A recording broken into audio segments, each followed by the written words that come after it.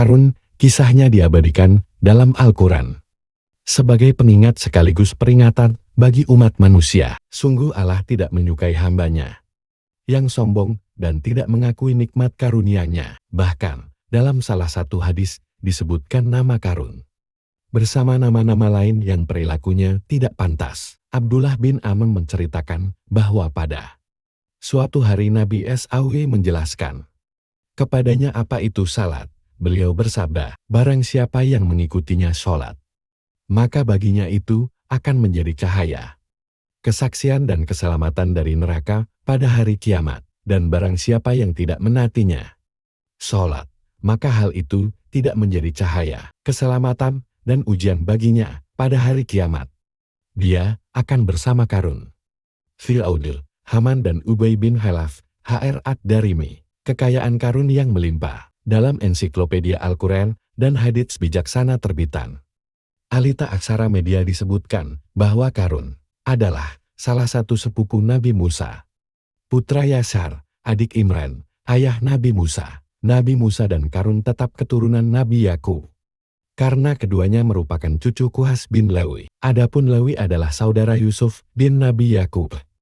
Dengan demikian, jika digolongkan silsilahnya, nama lengkapnya adalah Karun bin Yasar bin Kahit atau Kuhas bin Levi bin Yakob bin Ishak bin Ibrahim. Sebelum menjadi orang yang kaya, Karun sangat miskin dan mempunyai banyak anak, bahkan meminta kepada Nabi Musa untuk mendoakannya agar hartanya diterima dan permohonannya diterima oleh Allah. Dikisahkan juga bahwa ia sering mengambil kekayaan dari orang Israel lainnya dan memiliki ribuan harta yang berisi emas dan perak. Saking kayanya, kunci harta miliknya harus dibawa oleh banyak orang kuat karena terlalu berat untuk satu orang.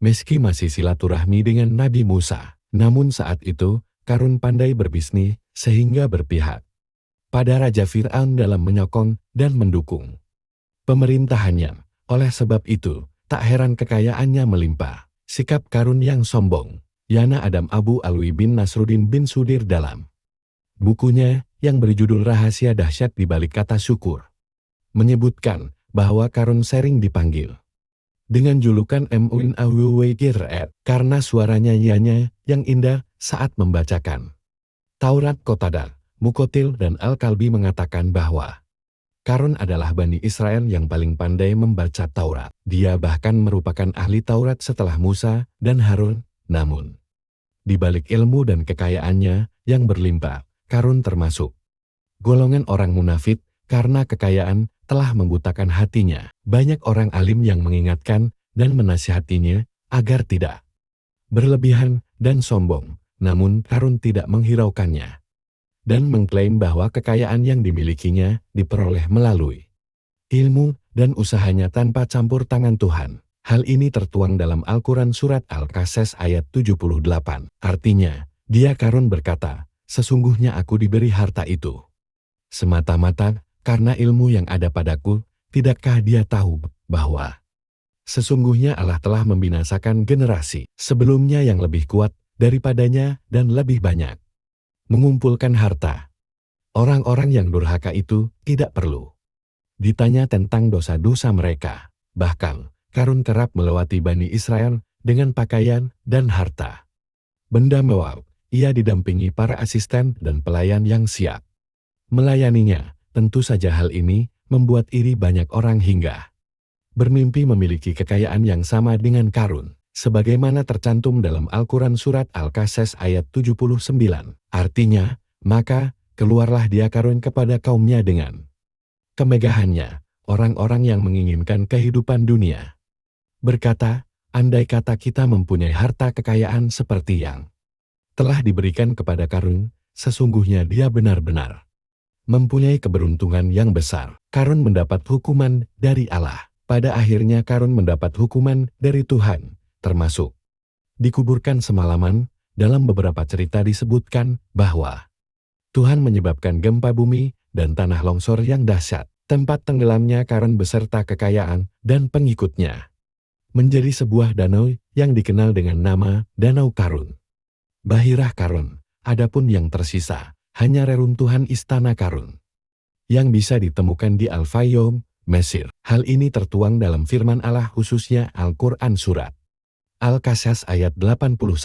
Artinya, lalu, kami benamkan dia Karun bersama rumahnya Kae dalam bumi, maka tidak ada baginya satu golongan pun yang akan menolongnya selain Allah, dan dia tidak termasuk orang-orang yang dapat membela diri. Karun dan seluruh kekayaannya tenggelam ke dalam tanah dan tidak ada yang tersisa, tidak ada seorang pun di keluarga, kerabat, teman, atau pendukungnya yang mampu menyelamatkannya.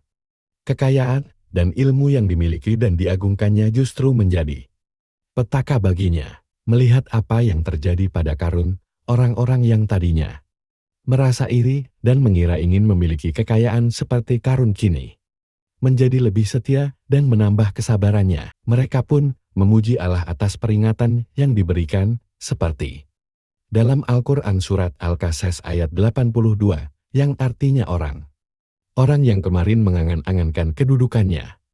Karun itu berkata, "Aduhai, benarlah Allah melapangkan rezeki bagi siapa yang dia kehendaki dari para hambanya, dan dia juga yang menyempitkan rezeki bagi mereka. Seandainya Allah tidak melimpahkan karunia-Nya pada kita, tentu Dia telah membenamkan kita pula. Aduhai, benarlah tidak akan beruntung orang-orang yang ingkar terhadap nikmat." Walau alam bisawab.